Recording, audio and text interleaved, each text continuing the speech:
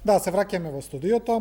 На линија го имаме доктор Игор Трајков од се извинувам, Николов од извршниот комитет на ВМРО ДПМН. Доктор Николов, добра вечер. Добре дојавте во отвореното студио. Добро вечер. Не знам дали ме гледате, јас... Да, ве гледаме. Океј, се е во ред. Имаме и слика и тон.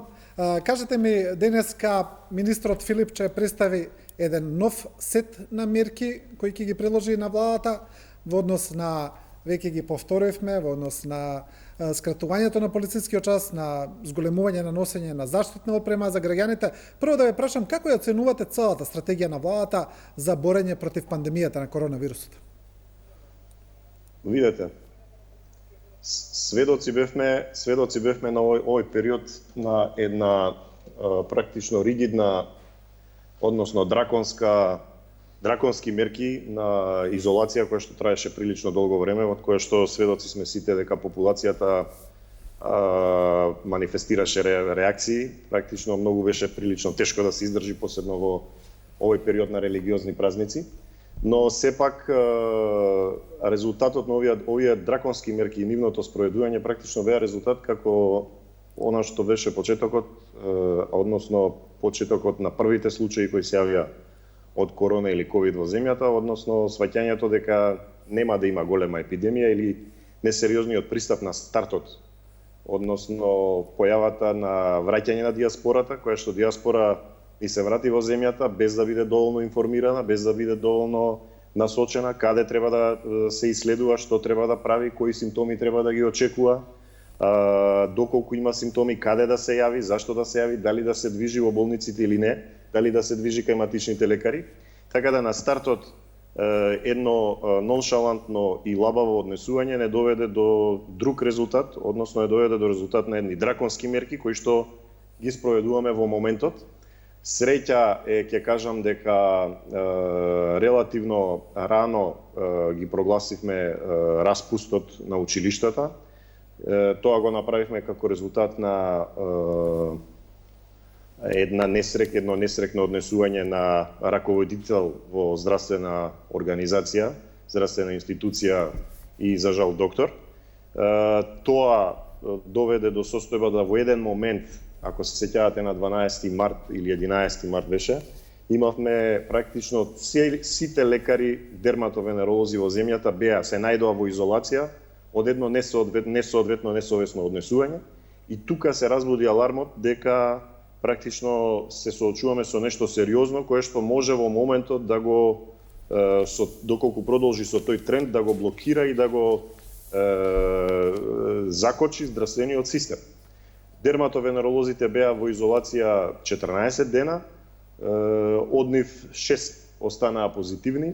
Претходно имавме жариште кое што беше во Дебар.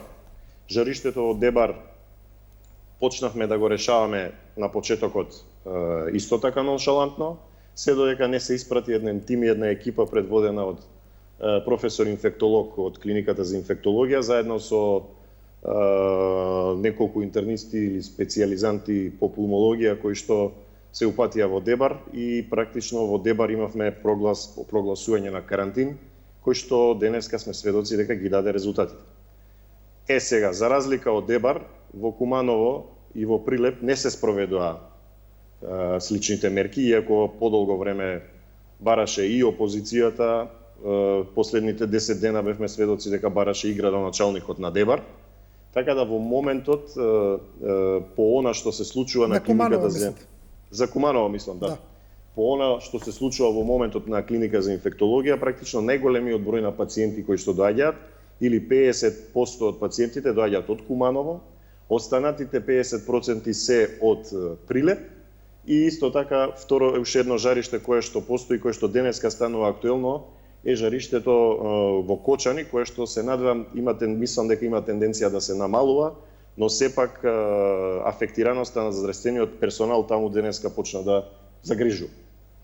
Да, добро, доктор Николов, бидејќи сега од другата страна немаме некој од власта, ќе се обидам јас да ви наметнам некои тези.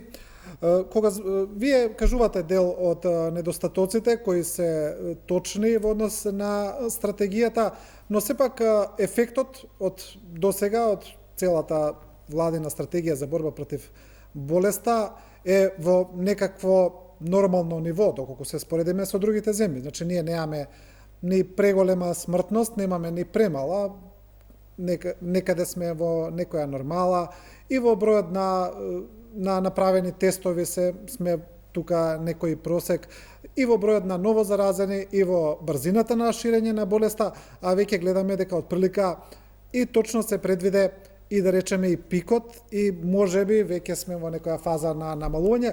Значи, покрај тие недостатоци сепак справувањето со болеста оди во, еве да не употребам некој збор како добро, туку како нормално. Видете, реалноста е таква да практично имаме една категорија на здравствени работници кои што со цела душа и цело срце се впуштија во борба со оваа епидемија и практично категорија на здравствени работници кои што прилично фокусирано, концентрирано дејствува и несебично дејствува, посебно да ја спомнам групата која што отиде во Дебар. Проблемот во моментот, кој што можеме да го потенцираме и токму тој се однесува на лекарите и на здравствените работници. Практично најголем процент на заразени здравствени работници имаме во регионот. Секако, јас веќе ви напомнав дека практично резултатот од она несоодветно на почеток однесување кој што вроди со драконски мерки, денеска ги чувствуваме резултатите на драконските мерки. Резултатите на драконските мерки се практично единствените мерки во моментот кои што функционираат и кои што ни даваат ваков добар резултат, а тоа е да немаме толку силен и голем наплив на пациенти во здравствениот систем. Тоа се случува како резултат на распустот, се случува како резултат на прогласувањето на карантин во Дебар, прогласувањето на вонредната состојба која што дојде токму како резултат на звонењето на алармот дека здравствениот систем со одеднаш исклучување на една категорија на здравствени работници може да биде блокиран. Јас би сакал да ви се заблагодарам за емисијава, беше многу интересно што вклучивте заболен, односно позитивен пациент кој што не е заболен, но еве тука сега се отвара дополнителни прашања. Имате ваков здрав пациент кој што е позитивен и доколку тој има во моментов потреба од хируршки третман или од некаков друг третман, тој не манифестира симптоми, но во моментот не се знае и нема точен протокол како ќе биде третиран на хирургија. Така да ризикот, и денеска неколку пати го имам спомнато, секогаш постои и е многу голем, посебно за здравствениот персонал. Заради тоа си апелите да се превземат максимални мерки за заштита на здравствениот персонал, заради тоа што на почетокот и сами бевте сведоци, и сведоци сме од социјалните медиуми и од социјалните мрежи. Здравствените работници апелираа за помош, апелираа за опрема, бара соодветна заштита. Тоа и понатаму продолжува. Иако секојдневно можеби сме убедувани дека состојбата е добра и соодветна, сепак луѓето и колегите со кои што се комуницира на дневна, комуницирам јас на дневна основа, кажуваат дека станува збор за една не баш така состојба како што се прикажува. Во кој смисол, доктор Николов, нема ли доволно заштитна опрема во болниците, на клиниките? Во смисол да луѓето не се чувствуваат заштитени, во смисол не се чувствуваат заштитени со соодветна опрема, не се чувствуваат заштитени дека се добро информирани за кое ниво на ризик треба која опрема да се користи, не се добро информирани опремата како би требало да се употребува или да се вади. Во овој момент најважно е практично сооблекувањето, односно елиминирањето на опремата. Луѓето или немаат доволно информации, или немаат доволно опрема, или кога имаат опрема, таа е несоодветна и несоодветно се употребува. Еве ви го дадов примерот со пациентот кој што е здрав, кој што го видовме на телевизија, што ќе правиме доколку му е потребен хируршки третман. Значи тој е позитивен, во која болница ќе се оперира, каде ќе се оперира. Се зборуваат некакви алгоритми, но не сме сигурни за алгоритмите. прашајте ги колегите хирурзи, за ваквите алгоритми во моментот не се доволно информирани. Сега замислете да една хируршка екипа, еден хируршки тим оперира ваков пациент како што го имавме како пример, кој го дадовте вие како пример, и после тој значи е само позитивен и е носител на вирусот. Доколку екипата не е подготвена, не е спремна, не е сигурна или не знае дека тој е позитивен, бидејќи ние за него знаевме сега дека е позитивен, но можеби да е човекот позитивен, а не е детектиран. Бидејќи и сами знаете, добиваме информации од Институт за јавно здравје дека резултатите од тестовите се чекаат за отприлика меѓу 7 до 10 дена, а некогаш има некои пациенти кои што чекаат и повеќе. И сега, на човеков му е потребна операција, се направи таа операција, целиот хируршки тим може да стане позитивен како резултат на недоволно следење или непостоење на овие алгоритми. Сето тоа ќе доведе, односно може да доведе, доколку не се преземат сериозни соодветни мерки, може да доведе до отстранување на таа хируршка екипа или до изолирање на таа хируршка екипа и така луѓето да ги изгубиме од системот. Ние апелиравме во неколку наврати, потребна е практично по мене, практично несоодветно е поставен начинот на набавувањето на опремата. Имено, како што беше поставено на почеток, секоја здравствена институција си набавуваше опрема сама за себе. Односно, секој менеджмент врз основа на сопствените гледишта си набавуваше опрема каква што мисли дека ќе му биде потребна. Немавме централна набавка и нема централна набавка и понатаму. Кога имате една централно набавување на опрема која што би ја дистрибуирало Министерството за здравство, во тој случај прво би се добило полесно. Сега на светските пазари имате и проблем да ја добиете и да ја најдете опремата, заради тоа што цел свет ја бара таа опрема. Заради тоа јас и не верувам дека Министерството за здравство и покрај сите ветувања кои што ги прави, со оваа тендерска процедура која што ја спроведува во моментот, дека ќе набават или опрема, ниту респиратори. Во периодов кој што доаѓа, туку ќе ги слушаме сите оние оправдувања, Турција ги блокираше респираторите, застанале во депото не знам каде, во Бразил само што не тргнал бродот да ги донесе респираторите, па на јавната набавка за респираторите ќе се укини и така натаму. Видете, во моментот добиваме информации на светскиот пазар, има болници, има институции кои што ги платиле респираторите значи веќе платени респиратори не можат да ги добијат заради тоа што на пазарот постои наддавање, односно постои голема компетиција за добивање на соодветна опрема. Понатаму да не спомнуваме дека поголемиот дел од здравствени институции во земјата немаат маски со соодветен стандард. Маските кои што се хируршки маски, не се стандард за заштита од ковид, од пациент кои што се позитивен на ковид. Така да потребни се низа мерки, односно низа напори со цел да се направи една сериозна набавка на соодветна опрема и заради тоа ние денеска предложивме да се направи, да се обезбеди еден фонд со кој што фонд ќе се финансира обезбедувањето на опремата за здравствените работници. Тука како предлог бих дал јас укинување на сите бенефиции на управните одбори на јавните здравствени установи. Ние имаме управни одбори на јавните здравствени установи кои што доколку се уште заседаваат, добиваат финансиска надокнада за тоа. Потребно е да се укинат сите репрезентации за директорите, да се укинат сите финансиски бенефити кои што ги имаат за бензин, за паркинг и така натаму. Потребно е да се преземат сериозни мерки, а не само да се декларативно кажува дека здравствените работници се безбедни. Видете, во регионот нема земја која што има повеќе од 17% од здравствени работници кои што се позитивни. За жал, тоа се случува кај нас и за жал тоа го најавуваме, односно го напоменуваме повеќе од 10, можеби 15-20 дена, но резултатот не е соодветен. Доктор Николов, интересно е дека власта и опозицијата при менувањето на улогите различно се однесуваат, тоа е стандардно, но еве да видиме, го спомнавте, например, ја спомнавте набавката, дека се врши посебно од секој установа и дека нема централизирана набавка. Значи, да ве подсетам, растурањето или денешниот концепт на клиничкиот центар е направен во време на ВМРО ДПМН, каде што таа централизирана набавка е уништена и го имаме сегашниот модел на клиники кој функционира така. Ги спомнавте управните одбори, не ги спомнавте и економските директори на болниците, кои се еден дупли менеджмент, според сите анализи тотално непотребен, кој се уште ги обременува болниците, исто така направен во време на ВМРО ДПМН. Се сеќаваме на сите критики за здравствениот систем додека беше ВМРО ДПМН на власт. Значи, отприлика тој здравствен систем, а пред тоа беше и СДСМ, значи да повторам, не е само ВМРО ДПМН.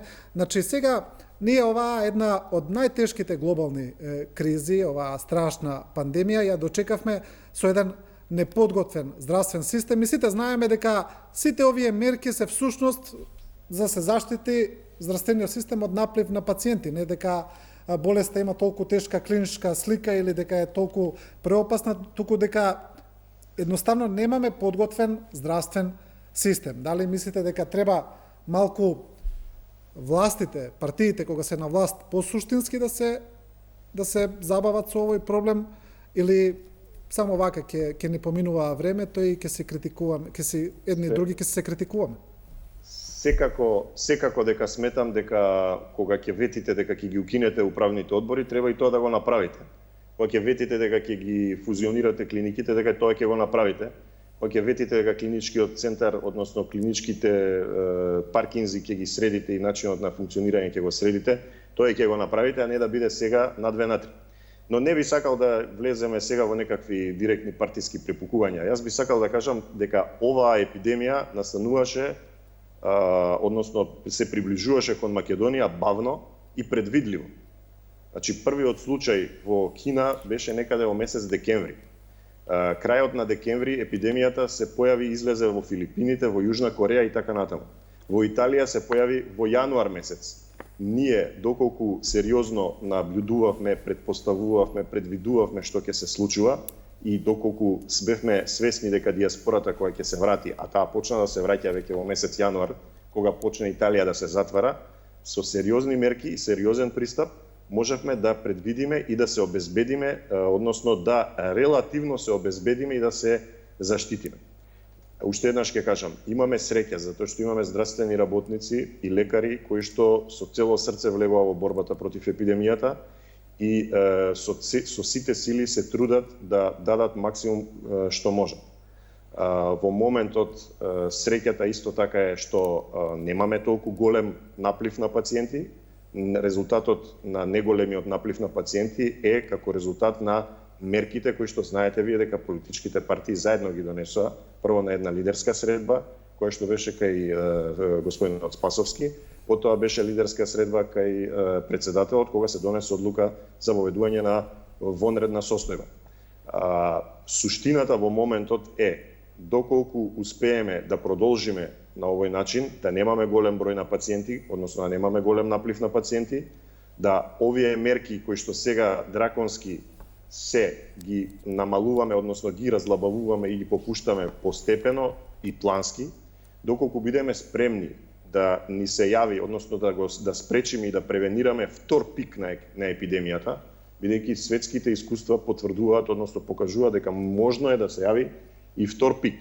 Значи, ние се уште не сме го доживеали, го очекуваме првиот пик, но да бидеме спремни дека со разлабавувањето на мерките можно е да ни се јави втор пик. Заради тоа потребни се плански, точно прецизни мерки за попуштање на епидемијата, попуштање на оваа социјална дистанца или физичка разлика или сите овие мерки кои што се спроведуваат.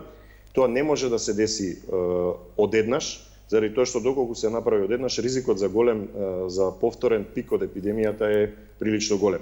И не се согласувам со вас дека клиничката слика е лесна кај ова заболување.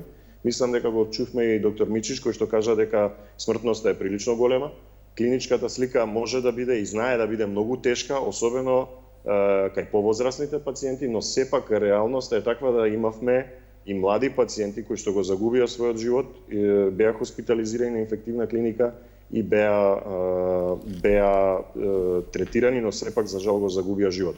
Добро, се разбира, мислам на она што често се повторува дека само генералната клиничка слика дека е лесна, се разбира дека кај во потешките случаи дека воопшто не е лесна, дека е доста тешка. Би сакал уште нешто да кажам, многу треба да се посвети внимание на начинот на третманот на тешките пациенти.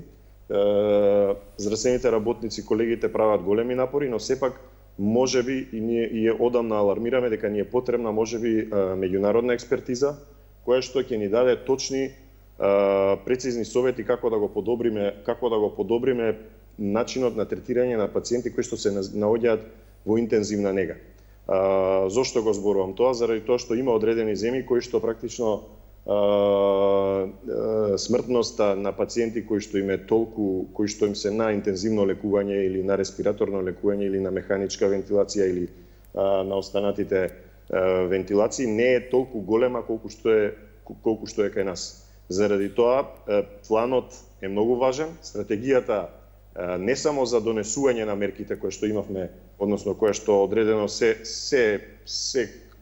приподготвуваше или се приколираше досега, туку ќе ни треба стратегија за понатамошно разлабавување на мерките и нивен третман, односно нивно спроведување.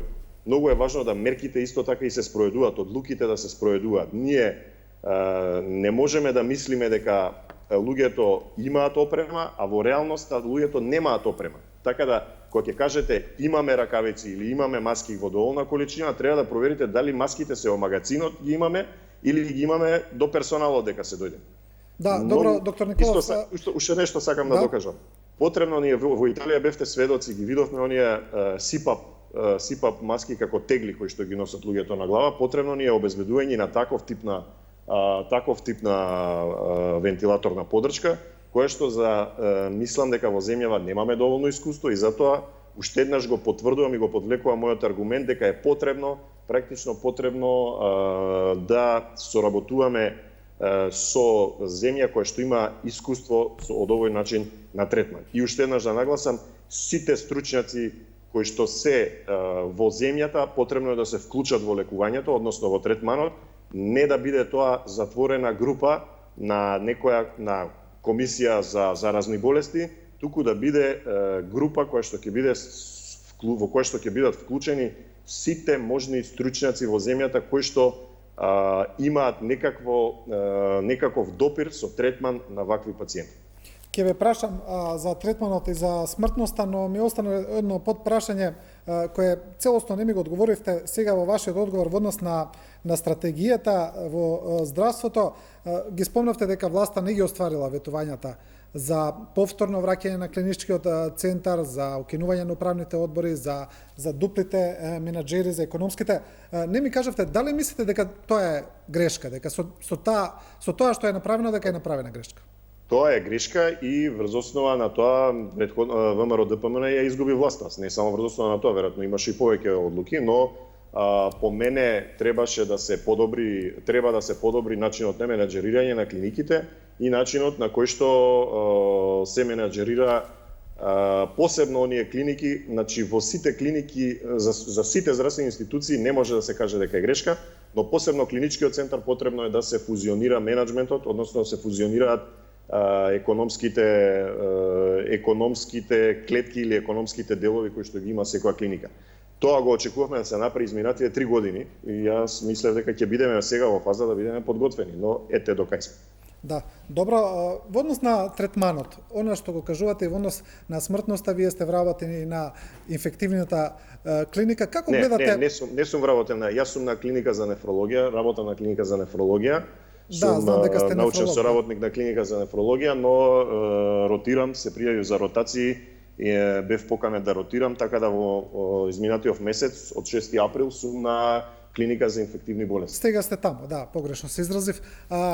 Во однос на третманот и на смртноста, како гледате на третманот кај нас, иако не сте инфектолог, тоа и самиот го велите, но сепак сте лекар, како гледате најавени тој новиот третман со азитромицин и кој веќе се употребува, се најавува и тој нов третман со крвна плазма, се подготвува протоколот, барем така ни е кажано. Како гледате на генералниот третман кај овие и на смртноста? Мислите ли дека смртноста кај нас е во рамки на некоја нормала или дека тука има пропусти?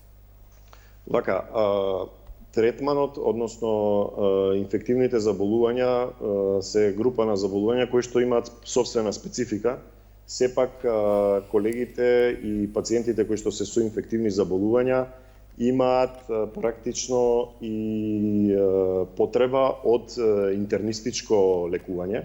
Така да тоа е и причината што група на интернисти во моментот ротираат и се наоѓаат на клиниката за инфективни заболувања и им даваат поддршка на колегите.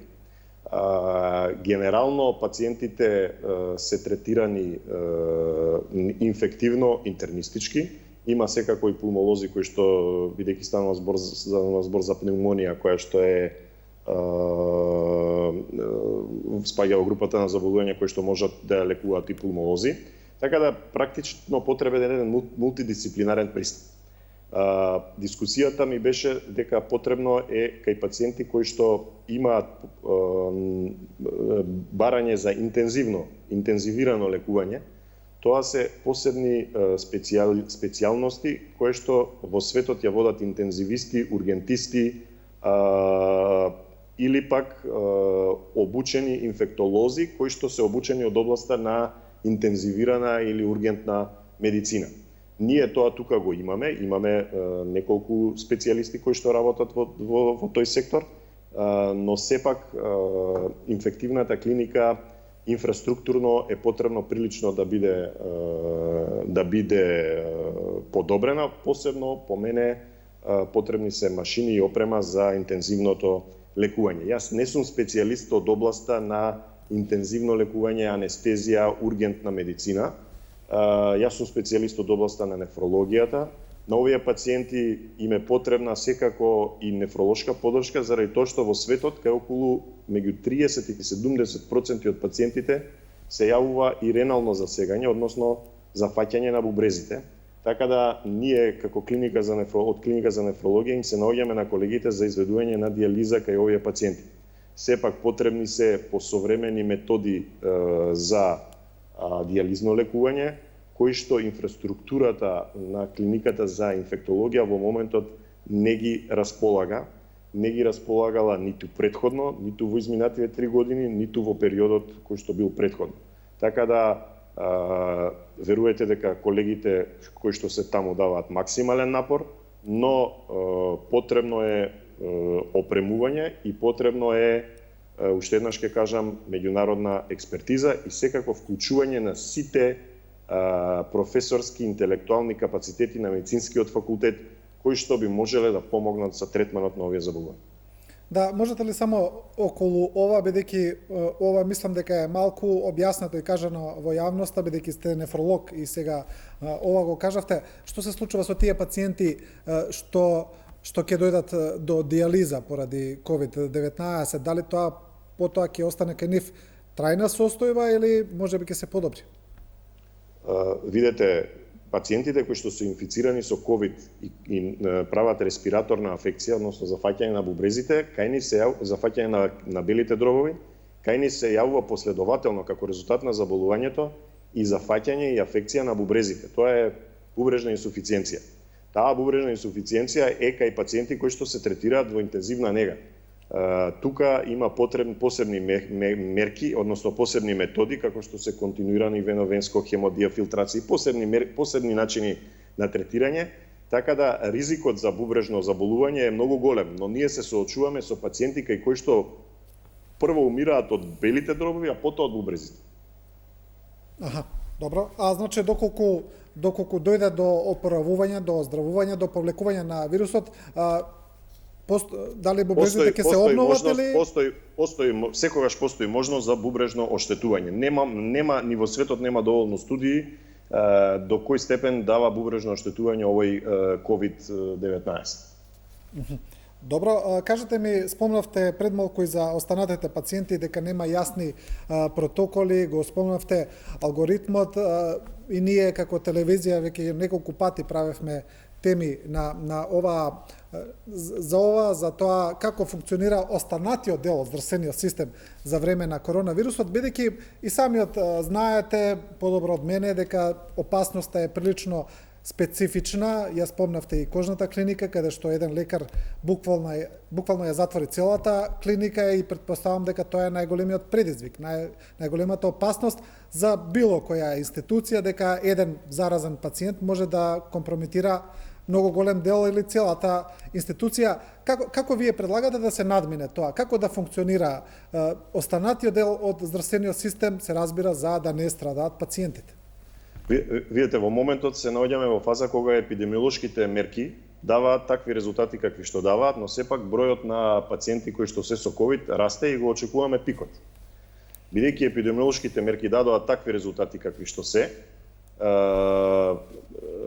пациентите со ковид се практично присутни во здравствениот систем. Вие дадовте пример со здрав човек кој што е позитивен, кој што нема никакви симптоми, но може доколку има одредени симптоми да се манифестира во здравствениот систем и да доведе до дисеминација, односно пренесување на заболување.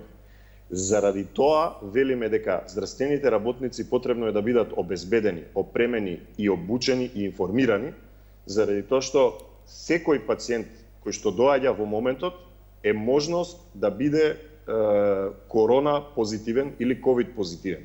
Што значи, постои ризик да дисеминирањето на заболувањето од пациентот на медицинските тимови настане многу брзо и многу лесно.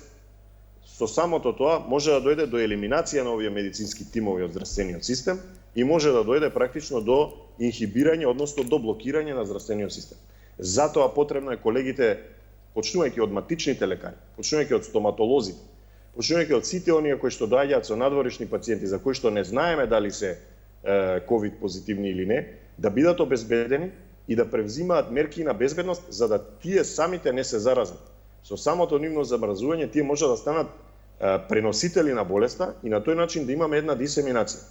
Заради тоа тука исто така би спомнал, она претходно беше најавено тестирањето, односно спомнато тестирањето.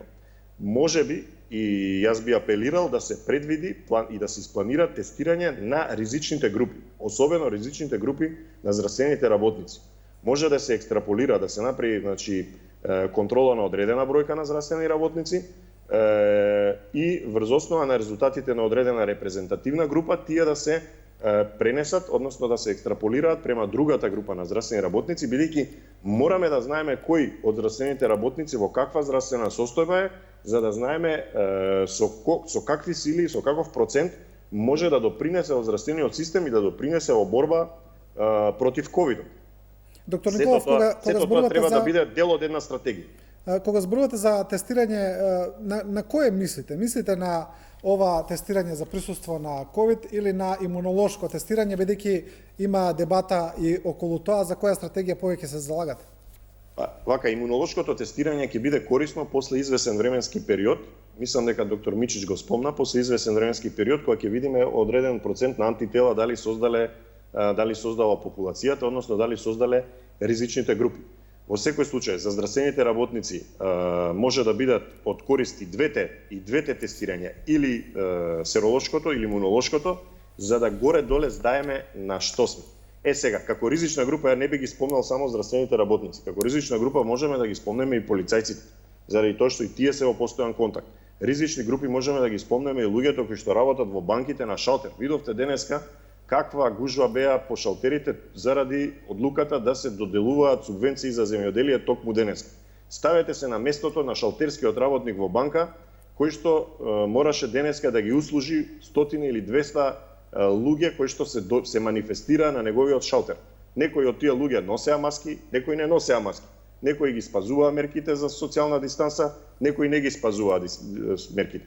Заради тоа ние треба практично сите чинители во системот да ги заштитиме. Да ги заштитиме лекарите, да ги заштитиме полицајците и сите оние служби кои што се важни за да нашето општество функционира. Доктор Николов, ви благодарам за ова вклучување во отворената програма. Ви благодарам за поканата. Со ова гостување на доктор Игор Николов од ВМРО ДПМН ја завршуваме вечерашната отворена програма, целосно посветена на известувањето околу коронавирусот и COVID-19.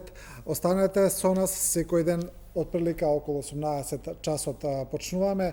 Се разбира, сега следува и информативниот блок со најновите информации. Останете во добро здравје.